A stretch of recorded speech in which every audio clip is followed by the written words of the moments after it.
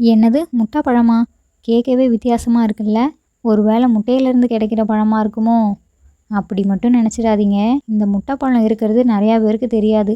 சொல்லப்போனால் நானே இப்போ தான் கேள்விப்படுறேன்னா பார்த்துக்கோங்களேன். முட்டை பழத்துக்கு எக் ஃப்ரூட்டுன்னு ஒரு பேர் இருக்குது, கேனிஸ்டல் ஃப்ரூட்டுன்னு இன்னொரு பேரும் இருக்குது. மரத்தில் விளையிற ஒரு வகை பழம். நிறையா சத்துக்கள் இருக்கான். நமக்கெல்லாம் பூர்வீகம் இருக்குல்ல, அதே மாதிரி இந்த பழத்துக்கும் பூர்வீகம் இருக்குது. மத்திய அமெரிக்கா, மெக்சிகோ தான். சரி, இந்த பழம்லாம் எங்கே விளையுது?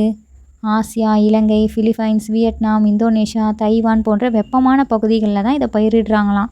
இந்த பழத்தோட தோல் மின்னும் மஞ்சள் கலர்லையும் உருகிற மெழுகு மாதிரியும் இருக்குமா. அதோட சதப்பகுதி வேக வச்ச முட்டையோட மஞ்சக்கரு மாதிரி இருக்குமா. என்னென்ன சத்துக்கள்லாம் இருக்குன்னா vitamin A, vitamin C, sodium, potassium, calcium, magnesium, இரும்பு, புரதம், தாமிரம், மேங்கனீஸ் போன்ற தாது சத்துக்கள்லாம் இருக்கான். முட்டை மாதிரியான தோற்றத்தில் இருக்கிறதுனால தான் முட்டை பழம்னு சொல்லப்படுதான். பார்க்குறதுக்கு மாம்பழம் போலவும், டேஸ்ட்டு சப்போட்டா பழம் மாதிரியும், வாசனை பூசணிக்காய் மாதிரியும் இருக்குமா. முட்டை பழம் ரொம்பவே டிஃப்ரெண்ட்டாக இருக்குல்ல.